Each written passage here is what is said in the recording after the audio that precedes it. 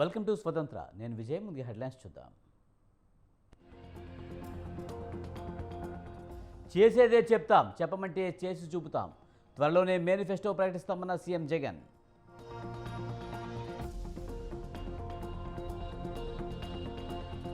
రాజకీయాల కోసం చంద్రబాబు రంగులు మారుస్తున్నారు. హోదా ఇవ్వకపోయినా బీజేపీతో పొత్తు ఎందుకన్న షర్మిల.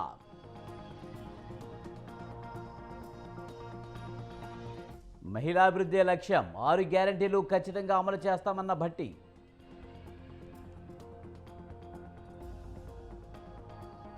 త్వరలోనే కాంగ్రెస్ ఖతం కాబోతుంది. ఎన్నికల తర్వాత బీజేపీదే అధికారమన్న లక్ష్మణ్.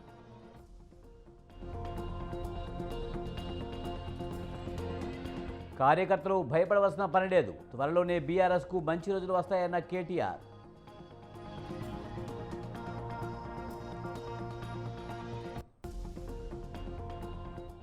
ప్రజలను మోసం చేయడానికే కాంగ్రెస్ ప్రకటనలు. ఎన్డీఏ పాలన పారదర్శకంగా ఉందన్న మోదీ.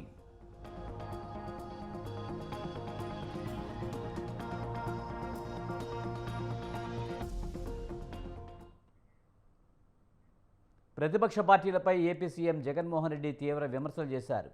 మేదరమెట్టలో సిద్ధం సభలో ఎన్నికల టార్గెట్గా ప్రసంగం చేశారు. ఎన్నికల కురుక్షేత్రంలో శ్రీకృష్ణుడి పాత్ర ప్రజలదని, అర్జునుడి పాత్ర తనదని అన్నారు. జమ్ము చెట్టుపై ఇన్నాళ్ళు దాచిన ఓటు అనే అస్త్రాన్ని పెత్తందారులపై ప్రయోగించాలన్నారు. చంద్రబాబులా తనకు నటించే పొలిటికల్ స్టార్ క్యాంపెయినర్లు లేరన్న జగన్, ప్రజలే తన స్టార్ క్యాంపెయినర్లు అన్నారు. పేదల భవిష్యత్తుపై దాడి చేసేందుకు చంద్రబాబు ఎండుకో ముందుకు వస్తున్నారన్నారు. నోటాకు వచ్చిన ఓట్లు కూడా రాని పార్టీలు చంద్రబాబుతో ఉన్నాయన్నారు. రాష్ట్రాన్ని అన్యాయంగా విడదీసిన పార్టీలు బాబుతో ఉన్నాయన్నారు. తమతో నేరుగా తలపడే దమ్ము లేక ఢిల్లీ వెళ్లి పొత్తులు పెట్టుకుంటున్నారని జగన్ విమర్శించారు. చంద్రబాబు నాయుడు గారి సైకిల్ పరిస్థితి ఏమిటి అని గమనిస్తే, చంద్రబాబు సైకిల్ కు ట్యూబులు లేవు, చంద్రబాబు సైకిల్ కు టైర్లు లేవు, చంద్రబాబు సైకిల్ కు చక్రాలే లేవు. చంద్రబాబు సైకిల్ తుప్పు పట్టిన పరిస్థితిలో ఈ రోజు ఉంది. ఆ తుప్పు పట్టిన సైకిల్ ను తొక్కటానికి, ఆ తుప్పు పట్టిన సైకిల్ ను తోయటానికి ఇవాళ చంద్రబాబు నాయుడు గారికి వేరే పార్టీలు కావాలి. ఇది చంద్రబాబు నాయుడు గారి జాబ్ రిక్వైర్మెంట్. ఈ ప్యాకేజీ స్టార్ అయితే సైకిల్ సీటు తనకు కావాలని అడగడు. తన వారికి సీట్లు ఇవ్వకపోయినా కూడా ఈ పెద్ద మనిషి, ఈ దత్తపుత్రుడు అడగనే అడగడు. ఎందుకు ఇన్ని తక్కువ సీట్లు నాకు ఇస్తున్నావు అని చెప్పి అంతకన్నా క్వశ్చనే చెయ్యడు. కావాలంటే తాను తాగుతా ఉన్న టీ గ్లాస్ కూడా బాబుకే ఇచ్చేస్తాడు. చంద్రబాబు సిట్ అంటే కూర్చుంటాడు, చంద్రబాబు స్టాండ్ అంటే నిలబడతాడు.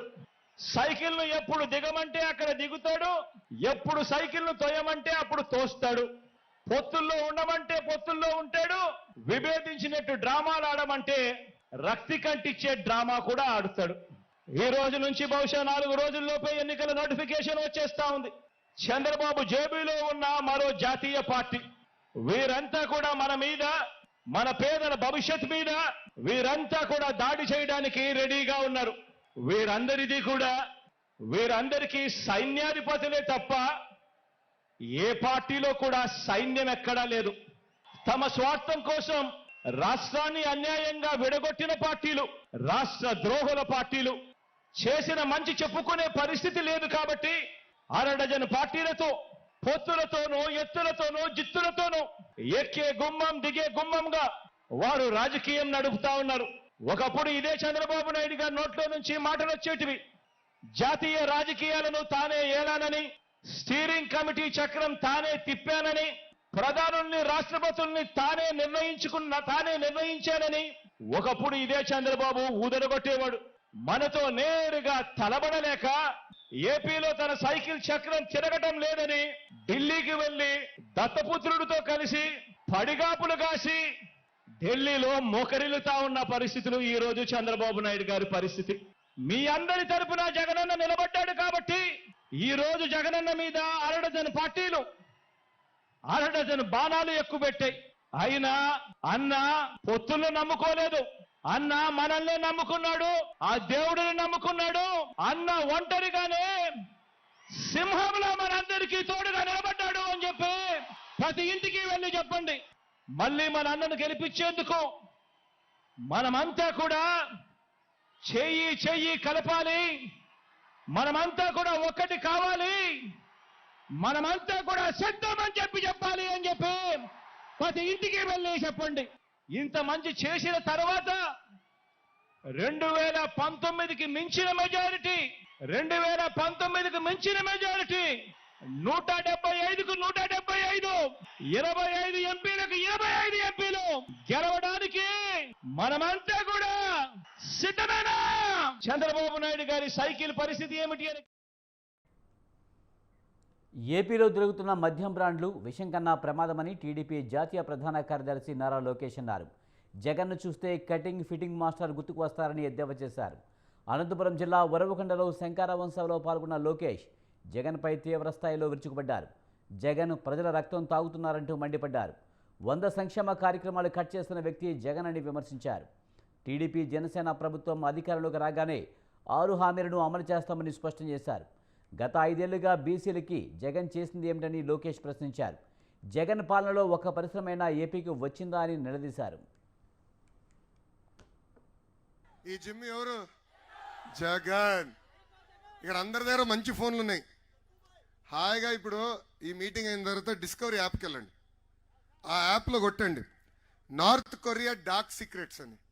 నేను చెప్పిందన్నీ వస్తాయి దాంట్లో. ఆ టీవీ షో 40 నిమిషాలు అనుకుంటుంది. నిన్నగాక మొన్న చూస్తే నాకు గుర్తొచ్చింది, అరే జిమ్ ఉన్నాడు మన దగ్గర జగన్ అని. అలా ఉంది ఈరోజు ఆంధ్ర రాష్ట్ర పరిస్థితి. ఈరోజు ఈ అనంతపురం సాక్షిగా జగన్ ఒక ప్రశ్న అడగాలనుకుంటున్నా, ఆంధ్రులందరికీ ఒక క్విజ్ పెట్టాలనుకుంటున్నా. మొదటి ప్రశ్న, నైనా జగన్ డేట్ టైం నువ్వు ఫిక్స్ చేయి, నువ్వు పెట్టిన బూమ్ బూమ్ షాప్ దగ్గరికి వెళ్దాం. ప్రజలు నీ గురించి ఏమనుకుంటున్నారో ఒక్కసారి అక్కడ ఇందాం. నువ్వు సిద్ధమా అని ఈ సభాముఖంగా అడుగుతున్నా. వస్తావా అని ఈ సభాముఖంగా ఈ జగన్కి జిమ్కి నేను ఛాలెంజ్ ఇస్తున్నా. రెండోది మీ అందరికీ ఒక క్విజ్. రోజు జగన్ ఏం తాగుతాడబ్బా? బూమ్ బూమ్మా, ప్రెసిడెంట్ మెడలా, ఆంధ్ర గోల్డా, లేదంటే ప్రజల రక్తమా? ఏం తాగుతాడు? చేతిలో చూపించండి. 4వ ఆప్షన్ ప్రజల రక్తం. ఇప్పుడే చాలా అద్భుతంగా కేశవ్ అన్న చెప్పినాడు. ఈరోజు ఒక క్వార్టర్ బాటిల్ తాగే వ్యక్తి దగ్గర నుంచి రోజు 25 రూపాయలు జై ట్యాక్స్ వసూలు చేస్తున్నాడండి ఈ జగన్. అంటే నెలకి 750 రూపాయలు, సంవత్సరానికి 9,000 రూపాయలు, 5 సంవత్సరాలు 45,000 రూపాయలు వసూలు చేస్తున్నాడు. ఇటు నుంచి 10 రూపాయలు ఇస్తాడు, కరెక్ట్గా 100 రూపాయలు లాగేస్తున్నాడు. పాదయాత్ర నాకు ఇప్పుడు కూడా బాగా గుర్తు. పాదయాత్రలో అనకాపల్లి టౌన్లో ఒక చెల్లెమ్మ 3 బాటిల్స్ పట్టుకుని నాకు వచ్చి చూపించింది. నేను ఆశ్చర్యపోయా, ఎందుకు తల్లి 3 బాటిల్స్ పట్టుకుని వచ్చావు అని అడిగా. గత 3.5 సంవత్సరాలుగా ఈ బాటిల్స్ మా ఇంట్లో వాళ్ళు తాగి 3 చనిపోయారు. మీరు ఆంధ్ర రాష్ట్ర ప్రజలు చెప్పండి, జే బ్రాండ్ విషం కంటే దారుణం అని. ఈ జగన్ చూస్తే నాకు ఒక కటింగ్ ఫిట్టింగ్ మాస్టర్ గుర్తొస్తాడు. ఏంటది? Cutting fitting master. ఈయనకి 2 బటన్లు ఉన్నాయండి. బల్ల పైన మనం కంపడే బులుగు బటన్, కానీ బల్ల కింద ఒక ఎర్ర బటన్ ఉంటుంది. ఆ బులుగు బటన్ నొక్కుతాడు, అకౌంట్లో 10 రూపాయలు పడుతుంది. కానీ అదే క్షణం ఎర్ర బటన్ నొక్కుతాడు, అకౌంట్ నుంచి 100 రూపాయలు ఉష్యం పోతుంది. ఎలా పోతుందో చెప్పాలి కదా. 9 సార్లు కరెంటు ఛార్జీ పెంచి బాధుడే బాధుడు, 3 సార్లు ఆర్టీసీ ఛార్జీలు పెంచి బాధుడే బాధుడు, ఇంటి పన్ను పెంచి బాధుడే బాధుడు, చెత్త పన్ను పెంచి పెట్రోల్ డీజిల్ గ్యాస్ ధర పెంచి క్వార్టర్ బాటిల్ ధరలు పెంచి, ఇంకా కటింగ్ మాస్టర్ అన్నా కదా, అన్న క్యాంటీన్ కట్, పండగలకి ఇచ్చే కానుకలు కట్, పెళ్లి కానుకలు cut, school fee reimbursement cut, విదేశీ విద్య కట్, 6 లక్షల వృద్ధులకి ఇవ్వాల్సిన pension cut, drip irrigation cut, input subsidy cut, ఇట్లా చెప్పుకుంటా పోతే 100 సంక్షేమ కార్యక్రమాలు కట్ చేసిన ఏకైక ముఖ్యమంత్రి ఈ సైకో ముఖ్యమంత్రి జగన్. సీఎం జగన్ సోమవారం కడప జిల్లాలో పర్యటించనున్నారు. పులివెందులలో పలు అభివృద్ధి పనులను ముఖ్యమంత్రి వైఎస్ జగన్ ప్రారంభించనున్నారు. ఉదయం 9 గంటలకు తాడేపల్లి నివాసం నుంచి బయలుదేరి పులివెందుల చేరుకుంటారు. ముందుగా డాక్టర్ వైఎస్ఆర్ గవర్నమెంట్ జనరల్ హాస్పిటల్ను ప్రారంభిస్తారు. ఆ తర్వాత బనాసా ఇంటిగ్రేటెడ్ ప్యాక్ హౌస్ ప్రారంభిస్తారు. అక్కడి నుంచి బయలుదేరి డాక్టర్ వైఎస్ఆర్ మినీ సెక్రటరియట్ కాంప్లెక్స్కు చేరుకుని ప్రారంభిస్తారు.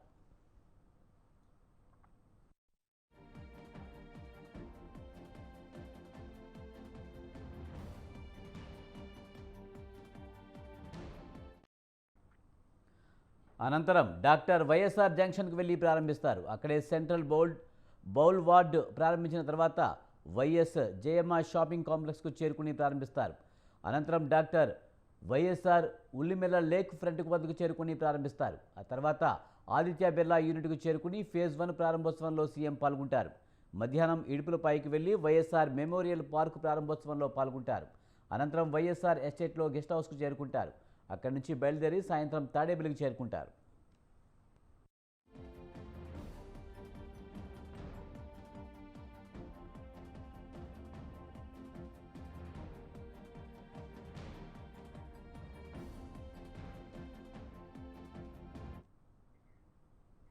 కాంగ్రెస్ నేతలు రంగుల కలల సినిమా చూపించారని విమర్శించారు మాజీ మంత్రి కేటీఆర్. నోటికొచ్చిన హామీలిచ్చి అధికారంలోకి వచ్చారని ఆరోపించారు ఆయన. రైతులను మోసపూరిత హామీలతో దగా చేశారని మండిపడ్డారు. దమ్ముంటే ఇచ్చిన హామీలు అమలు చేసి చూపించారని సవాల్ విసిరారు. ఈ నెల 17 వరకు ఓపిక పడతామని, 100 రోజులు పూర్తి అయితే మాత్రం కాంగ్రెస్ను వదలమని హెచ్చరించారు. కేసీఆర్ను తిట్టడం తప్ప కాంగ్రెస్ నేతలకు వేరే పని లేదని, త్వరలోనే మళ్లీ మంచి రోజులు వస్తాయని కేటీఆర్ అన్నారు. బోనస్ ఇస్తా 500 క్వింటాలకు 500 బోనస్ ఇస్తా అన్నాడు. మరొక పంట పోయింది, మొన్న పోయింది, డిసెంబర్ పోయింది, అయిపోయింది. అప్పుడే గద్దెనెక్కింది కాబట్టి మనం కూడా ఏమనలే. ఇప్పుడు యాసంగి పంట కోతకు వచ్చింది. ఏప్రిల్ నెలలో కోతలు ఉంటాయి. నేను కామారెడ్డి వేదికగా రేవంత్ రెడ్డి గారిని డిమాండ్ చేస్తా ఉన్నా, నీకు నిజంగా చిత్తశుద్ధి ఉంటే, రైతుల మీద ప్రేమ ఉంటే 500 రూపాయలు బోనస్ ఇస్తా అన్న మాట బోగస్ కాకపోతే ఎలక్షన్ కోడ్ మార్చి 14కో 13కో 15కో వస్తుందని చెప్తా. మోసం చేసి అలవాటే కదా. అయ్యో నేను ఇద్దామనుకున్నా, కోడ్ వచ్చింది కదా, ఏం చేయాలి, రైతన్నలు అర్థం చేసుకోండి అని మళ్ళీ నరుకుతాడు. అందుకే నేను చెప్తున్నా, ప్రజలకు మనం చెప్పాలి. ఈ పొంకనాల పోతిరెడ్డి ఈయన మాటలు, ఈయన డైలాగులు, ఈయన అరుపులు, బొబ్బలు మీరు అన్ని చూస్తాను. అన్న కేసీఆర్ ఉన్నప్పుడు 10 ఎకరాల మంచిగా ప్రతి పంటకు బ్రహ్మాండంగా నాకు 50,000 రూపాయలు పడుతుండే, సంవత్సరానికి 1,00,000 పడుతుండే. ఇవాళ పరిస్థితి ఏంటంటే కాంగ్రెస్ వచ్చినాక మార్పు అన్నారు, మేము కూడా గుద్దినాం. కానీ ఇవాళ పరిస్థితి ఏంటి అంటే 1,00,000 రూపాయలు రాలే, మీదికెళ్ళి నాకే 2 లక్షల రూపాయలు ఖర్చు వచ్చిందన్న. ఇలా మళ్ళీ బోరింగ్లన్నీ రిపేర్ చేసే పరిస్థితి వచ్చింది, మళ్ళా మోటార్లు కాలుతున్నాయి, రిపేర్ చేయించుకునే దుస్థితి వచ్చింది అని చెప్పి ఆ శ్రీనివాస్ రెడ్డి అనే రైతు చెప్తా ఉన్నాడు. తినే పల్లెంలో మట్టి పోసుకుంటుమి, మంచిగున్న ప్రభుత్వాన్ని ఓడగొట్టుకుంటుమి అనే బాధ ఇలా సామాన్య ప్రజల్లో, రైతుల్లో, మహిళల్లో, వృద్ధులు. కాంగ్రెస్ ప్రభుత్వ తీరుతో మళ్లీ రాష్ట్రంలో నీటి కష్టాలు మొదలయ్యాయని ఆరోపించారు మాజీ మంత్రి జగదీష్ రెడ్డి. బీఆర్ఎస్ హయాంలో వేసవిలో కూడా నీటి ఎద్దడి రాకుండా మారుమూల గ్రామాలకు సైతం తాగునీటిని అందించామన్నారు. కానీ ఇప్పుడు కాంగ్రెస్ ప్రభుత్వంలో ఖాళీ బిందెలతో మళ్లీ మహిళలు ఆందోళన చేసే పరిస్థితులు వచ్చాయని విమర్శించారు. రాష్ట్రంలో అప్పుడే ప్రభుత్వ వ్యతిరేకత మొదలైందని చెప్పారు. కాంగ్రెస్ ప్రభుత్వంతో మార్పు మొదలైందని, అయితే అది తిరోగమనం వైపు కనిపిస్తుందని జగదీష్ రెడ్డి అన్నారు. పుడుతుంది బ్రహ్మాండంగా, అందులో సందేహం ఏం లేదు. కాకపోతే దురదృష్టం ఏంటంటే మార్పు తిరోగమనం వైపు ఉంది. మార్పు అనేది ఇప్పుడు కూడా ప్రజలు కోరుకునేది ఉన్న స్థితి నుంచి ఒక మెట్టు ముందుకు పోవాలి, వాళ్ళ జీవితాల్లో వెలుగులు నిండాలి, ప్రజల ఆదాయాల్లో పెరుగుదల రావాలి, ప్రజలకు సమస్యలు ఏదంటే పరిష్కరించబడాలి అనేది కోరుకుంటారు. ప్రభుత్వాలు వచ్చినప్పుడు, కొత్త ప్రభుత్వాలు వచ్చినప్పుడు అవకాశం ఇస్తామని చెప్పి పార్టీలు చెప్పినప్పుడు అది కోరుకునే అవకాశం ఇస్తారు. కానీ దురదృష్టం ఏంటంటే పాపం ప్రజలు బీఆర్ఎస్ పాలనలో పొందిన అనేక అవకాశాలని ఇలా కోల్పోతున్నారు. భగీరథతోని కేసీఆర్ గారు తెలంగాణలో ఒక ఆడపడుచు కూడా. తెలంగాణలో 12 ఎంపీ సీట్లు గెలవబోతున్నామని బీజేపీ జాతీయ ఉపాధ్యక్షురాలు డీకే అరుణ ధీమా వ్యక్తం చేశారు. భవిష్యత్తులో 33% రిజర్వేషన్తో మహిళలకు రాజకీయాల్లో సముచిత స్థానం రాబోతుందని తెలిపారు. పార్లమెంటు ఎన్నికల్లో గెలిపే లక్ష్యంగా పనిచేయాలని బీజేపీ కార్యకర్తలకు దిశానిర్దేశనం చేశారు. అసెంబ్లీ ఎన్నికలు జరిగినాయి, రేపు పార్లమెంట్ ఎన్నికలు జరగబోతున్నాయి, ఆ తర్వాత లోకల్ బాడీ సెలక్షన్లు వస్తాయి, లోకల్ బాడీ సెలక్షన్ తర్వాత మున్సిపాలిటీ ఎలక్షన్స్ వస్తాయి. సో ఎలక్షన్స్ అన్నిట్లో కూడా మన మహిళలు ఎక్కడెక్కడ లోకల్ బాడీస్ లో ఇంతవరకు పోటీ చేసిన వాళ్ళు కానీ, లేదా రేపు పోటీ చేయాలనుకునేటటువంటి వాళ్ళు కానీ, ఇది ఒక మంచి సదవకాశంగా అందరు తీసుకొని ఆ అవకాశం, ఎందుకంటే రాబోయే కాలంలో వచ్చేటటువంటి 2029లో ఈ రాష్ట్రంలో వచ్చేదే భారతీయ జనతా పార్టీ. ఉమ్మడి పాలమూరు జిల్లాలో స్థానిక సంస్థల ఎమ్మెల్సీ స్థానానికి కాంగ్రెస్ పార్టీ అభ్యర్థిగా మన్నె జీవన్ రెడ్డిని ప్రకటించారు. జీవన్ రెడ్డికి బీ ఫామ్ అందించారు పీసీసీ అధ్యక్షులు. 2 సంవత్సరాల క్రితం జరిగిన ఎన్నికలలో ఎమ్మెల్సీగా గెలుపొందిన కసిరెడ్డి నారాయణరెడ్డి తన పదవికి రాజీనామా చేసి కల్వకుర్తి ఎమ్మెల్యేగా గెలుపొందడంతో ఉప ఎన్నిక అనివార్యమైంది. ఇప్పటికే బీఆర్ఎస్ తమ అభ్యర్థిగా మాజీ జెడ్పీ వైస్ చైర్మన్ నవీన్ రెడ్డిని ఖాయం చేయగా కాంగ్రెస్ పార్టీ జీవన్ రెడ్డి పేరు ఖరారు చేసింది. ఎమ్మెల్సీ ఉప ఎన్నికల షెడ్యూల్ను ఎన్నికల సంఘం ఇప్పటికే ప్రకటించింది. ఈ నెల 28న పోలింగ్ జరగనుంది. ఫలితాలను ఏప్రిల్ 2వ తేదీన ప్రకటిస్తారు. ఉమ్మడి పాలమూరు జిల్లాలోని మొత్తం 14 అసెంబ్లీ నియోజకవర్గాలలో స్థానిక సంస్థల నుండి ఎంపికైన 1445 మంది ఎంపీటీసీలు, జెడ్పీటీసీలు, మున్సిపల్ కౌన్సిలర్లు ఓటర్లుగా ఉన్నారు. వీరిలో అత్యధికంగా 850 మంది బీఆర్ఎస్కు చెందిన ఓటర్లు ఉండగా 350 కాంగ్రెస్ ఓటర్లు ఉన్నారు. మిగతా వారు బీజేపీ, ఇతర పార్టీలు, స్వతంత్రులుగా ఓటర్లుగా ఉన్నారు.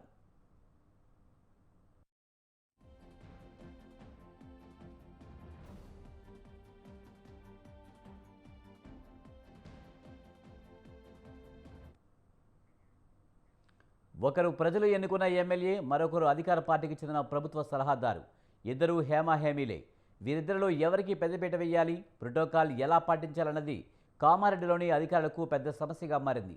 ఈ ఇద్దరితో కక్కలేక మింగలేక ఉన్న చందంగా తయారైంది అధికారుల పరిస్థితి.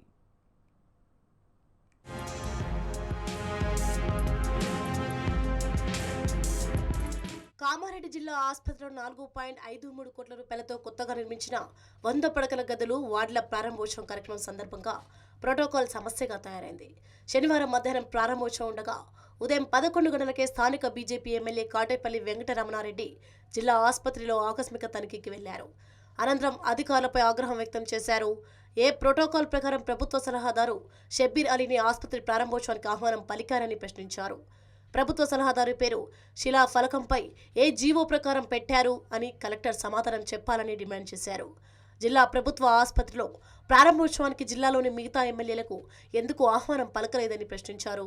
కలెక్టర్ను జీవోలను చదివి వినిపించాలని కోరారు. అండ్లవంగా నేనేదో కనెక్టెడ్ ఎమ్మెల్యేని కాదు, క్యాలిక్యులేషన్ ఎమ్మెల్యేని కాదు, కలెక్షన్ కోసం బ్లాక్ మెయిలర్ని కాదు, ఎదుటోళ్ళని బెదిరించి పైసల కోసం తయారయ్యేటోని కాదు. నేను వెరీ సిన్సియర్. నేను రూపాయి దానం ఇచ్చటోని కానీ, ₹1 తీసుకుంటాను కాదు. నేను ఎవరి దగ్గర చేయి చాపేటోని కాదు. నాకు అవసరం లేదు. ప్రోటోకాల్ వివాదం వస్తుందని ఊహించిన అధికారులు మంత్రి జూపల్లి కృష్ణారావుతో ప్రారంభోత్సవం చేయించాలని చూశారని, అనుకోని కారణాల వల్ల అది కూడా రద్దయిందని వారు వివరణ ఇచ్చారు. ఆగ్రహించిన బీజేపీ ఎమ్మెల్యే రమణారెడ్డి తన నిరసన వ్యక్తం చేసి అక్కడి నుంచి వెళ్లిపోయారు. ప్రోటోకాల్ తెలిసిన అధికారులు ఎందుకు పట్టించుకోవడం లేదంటూ ఆగ్రహం వ్యక్తం చేశారు. అనంతరం రమణారెడ్డి మాట్లాడుతూ, నేను ఎవరి దగ్గర ₹1 ఆశించను, ఎవరు లంచం తీసుకున్నా ఊరుకునేది లేదని హెచ్చరించారు. ఆసుపత్రి ప్రారంభోత్సవానికి రావాలని ఆసుపత్రి సూపరింటెండెంట్ స్వయంగా రిక్వెస్ట్ చేసినా తాను రాలేనని చెప్పి వెళ్లిపోయారు.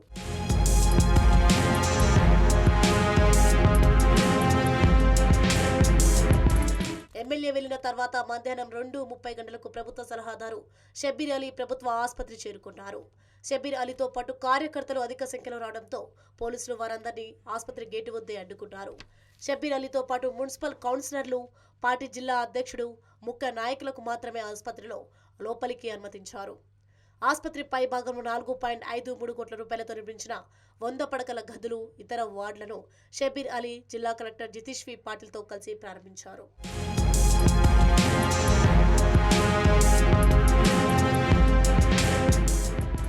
ఆసుపత్రి ప్రారంభోత్సవానికి మంత్రి జూపల్లి కృష్ణారావు రావాల్సి ఉన్న ప్రభుత్వ కార్యక్రమంలో బిజీగా ఉండడం వల్ల ఆయన రాలేకపోయారని షబ్బీర్ అలీ అన్నారు.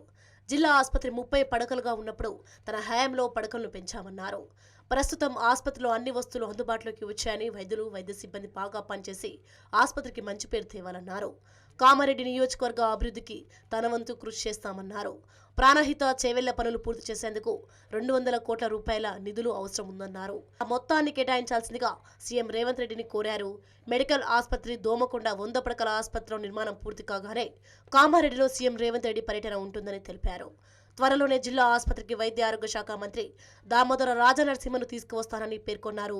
మన ఇన్ఛార్జ్ మినిస్టర్ జూపల్లి కృష్ణారావు గారు ఈ రోజు కార్యక్రమం ఇచ్చిన తర్వాత అనుకోకుండా కొన్ని గవర్నమెంట్ కార్యక్రమాలు సడన్గా రావడం, ఆయన ఆ కార్యక్రమంలో బిజీ ఉండి షబ్బీర్ భాయ్ మీరు కూడా వెళ్ళాలా, మీరు పోయి రండి అని చెప్తే, మరి రేపో ఎల్లుండి ఎనీ టైం కోడ్ రావచ్చు. మళ్ళీ లేట్ అయితే ఈ కోడ్ వలన ప్రజలకు నష్టం కావద్దు అని ఆ ఉద్దేశంతో కలెక్టర్ గారు కూడా మాట్లాడితే, సార్ మరి కోడ్ అయితే ఇనాగ్రేషన్కు ఇబ్బంది అయితే 100 బెడ్ హాస్పిటల్ వట్టిగా పెట్టుకునడం మంచిది కాదేమో, ప్రజలకు ఇబ్బంది అవుతుందంటే మేము ఆలోచించేసి ఈ 100 బెడ్ హాస్పిటల్కు ప్రారంభం చేయాలా, మా శీలపలకల పేర్లు ఇక మాకు 34-35 సంవత్సరాల నుంచి మంత్రిగా 10 years లీడర్ ఆఫ్ ది అపోజిషన్గా ఇప్పుడు బీసీ ఓబీసీ నేను మైనారిటీ డిపార్ట్మెంట్కు నేను అడ్వైజర్గా ఉండి ఇవాళ కూడా సీఎం గారితో మన డబుల్ కారిడార్ ది రోడ్డు మన కామారెడ్డి రోడే ప్రారంభం 5 o'clock ఉన్నా కానీ పుట్టిన ఊరికి ఉన్న ప్రేమ ఉంటుంది కదా. మొత్తానికి ప్రోటోకాల్ గొడవతో కామారెడ్డి జిల్లా ఆసుపత్రిలో 100 పడకల ప్రారంభోత్సవ కార్యక్రమంలో కొద్దిసేపు ఉత్కంఠ నెలకొంది. పోలీసులు భారీగా మోహరించడంతో ఎలాంటి అవాంఛనీయ సంఘటనలు జరగలేదు.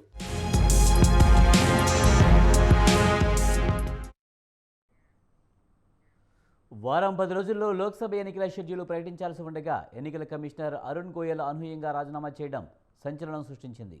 మరో కమిషనర్ అనూప్ పాండే గత నెల పదవి విరమణ చేయడంతో సిఈసి రాజీవ్ కుమార్ ఒక్కరే మిగిలారు. అత్యవసరంగా కొత్త కమిషనర్ను నియమించాల్సిన పరిస్థితి తలెత్తడం పట్ల ప్రతిపక్షాలు ఆందోళన వ్యక్తం చేస్తున్నాయి.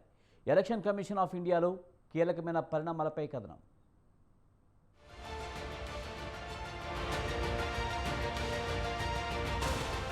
ఏప్రిల్ నెలలో దేశవ్యాప్తంగా ఎన్నికలకు అన్ని రాజకీయ పార్టీలు సన్నద్ధమవుతున్నాయి. మార్చి 14 నుంచి 16 తేదీల మధ్య ఎన్నికల స్కెడ్యూల్ ప్రకటిస్తారని భావిస్తున్న తరుణంలో ఎలక్షన్ కమిషనర్ అరుణ్ గోయల్ తన పదవికి రాజీనామా చేశారు. ఎన్నికల కమిషనర్ గా అరుణ్ గోయల్ పదవీ కాలం 2027 డిసెంబర్ 5వ తేదీ వరకు ఉంది. 2025 ఫిబ్రవరిలో రాజీవ్ కుమార్ రిటైర్మెంట్ తర్వాత ఆయనే చీఫ్ ఎన్నికల కమిషనర్ అయి ఉండేవారు. అటువంటిది ముందే రాజీనామా చేయడం ఆశ్చర్యం కలిగించింది. ఈ పరిణామాలకు నేపథ్యం ఏమిటి? इलेक्शन कमिश्नर ऑफ इंडिया अपना शेड्यूल जारी करने वाला है 13 तारीख के बाद कभी भी, और उससे चंद दिन पहले इलेक्शन कमिश्नर साहब गोयल साहब अपना इस्तीफा पेश करते हैं. तो इस पर नहीं मालूम क्या वजह है, क्यों उन्होंने इस्तीफा दिया. शुरू में ही हमने पार्लियामेंट में जब बिल लाया गया था चीफ इलेक्शन कमिश्नर के अपॉइंटमेंट का और इलेक्शन कमिश्नर का अपॉइंटमेंट का, मैंने खुलकर कहा था कि ये गलत तरीके से सुप्रीम कोर्ट के एक फैसले के खिलाफ जाकर हुकूमत चीफ इलेक्शन कमिश्नर और इलेक्शन कमिश्नर को अपॉइंट कर रही है. यानी एक तो प्राइम मिनिस्टर होंगे उसमें, और दूसरी कमेटी के मेंबर होंगे एक मिनिस्टर, और तीसरे जो है लीडर ऑपोजिशन होंगे. तो यानी आप दो हुकूमत की तरफ जब होंगे तो जाहिर हुकूमत अपने ही पसंद के लोगों को वहां पर election commissioner chief election commissioner बनाएगी. ఎలక్షన్ కమిషన్ ఆఫ్ ఇండియా అనేది ఒక రాజ్యాంగబద్ధమైన స్వతంత్ర సంస్థ. అది దేశంలో ఎన్నికలను నిష్పక్షపాతంగా నిర్వహించాల్సి ఉంటుంది. ఈసీఐని చీఫ్ ఎలక్షన్ కమిషనర్ తో పాటు 2 కమిషనర్లు నడిపిస్తారు. సిఈసితో పాటు 2 ఎలక్షన్ కమిషనర్లను నియమించే అధికారం కేవలం ఒక కమిటీకి ఉంటుంది.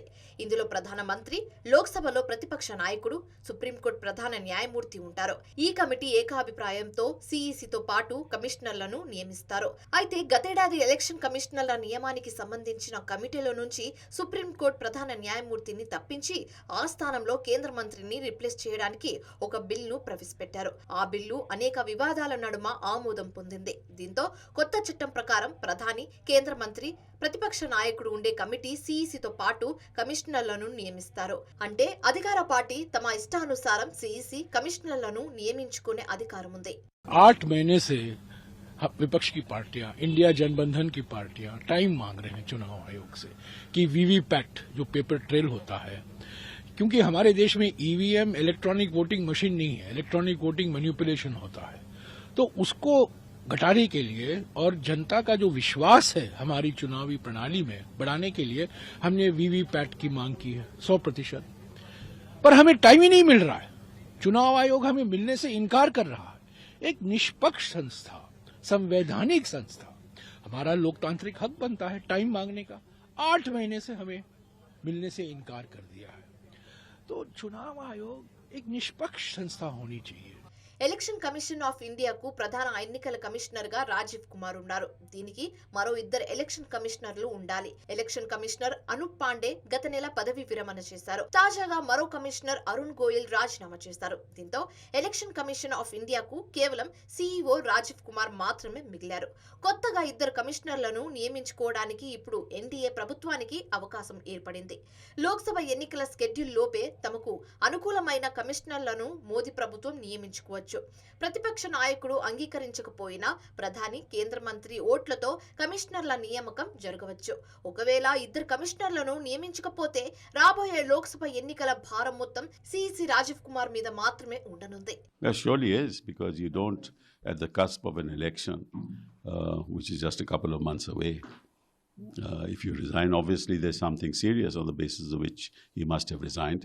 I can't possibly speculate the reason, but obviously there is some element of difference of opinion, especially when his term was still not over. Election commission of India ముగ్గురి సారథ్యంలో నడవాలి. సిఇసి ఉన్న ముగ్గురు కమిషనర్లకు దాదాపు ఒకే రకమైన అధికారులు ఉంటాయి. ఇప్పుడు లోక్సభ ఎన్నికల నిర్వహించాల్సిన ఎలక్షన్ కమిషన్ ఆఫ్ ఇండియా ఒకరి చేతిలోకి వెళ్లిపోయింది. మిగిలిన ఇద్దరు కమిషనర్లను వెంటనే నియమించే అవకాశం ఉంది. ఒకవేళ ఉన్న ఆ 2 పొజిషన్లోకి ఎవరు వస్తారో ఊహించుకోవచ్చు. మొత్తానికి ఈ రాజీనామా వల్ల ఎవరికి ప్రయోజనం? ఈ పరిణామాలకు దారితీసిన కారణాలేంటి తెలియాల్సి ఉంది. ఈలోపే ఎన్నికలు కూడా అయిపోవచ్చు.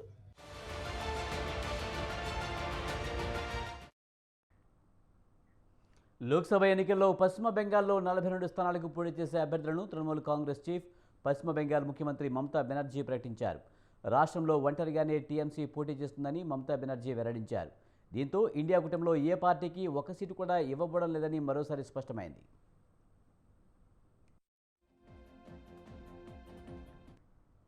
కోల్కతా బి గ్రేడ్ పరేడ్ గ్రౌండ్లో జరిగిన మెగా ర్యాలీలో తృణమూల్ కాంగ్రెస్ ఎన్నికల ప్రచారానికి శ్రీకారం చుట్టారు. జనగజన సభలోనే మమతా బెనర్జీ అభ్యర్థుల పేర్లను ప్రకటించారు. బెంగాల్లోని టీఎంసీ తరపున పోటీ చేసి 42 మంది అభ్యర్థులను ఈ సందర్భంగా పరిచయం చేశారు. అసోం, మేఘాలయలోనూ టీఎంసీ అభ్యర్థులు పోటీ చేస్తారని మమతా బెనర్జీ ప్రకటించారు. ఉత్తరప్రదేశ్లోనూ ఒక స్థానానికి పోటీ చేయనున్నట్టు తెలిపారు.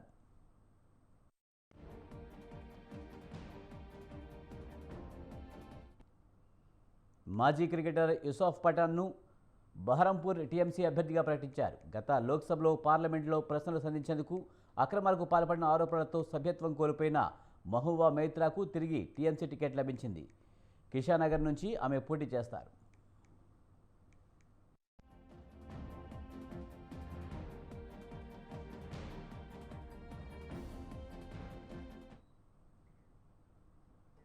ఇవి ఈ బులెటిన్ విశేషాలు. చూస్తూనే ఉండండి స్వతంత్ర.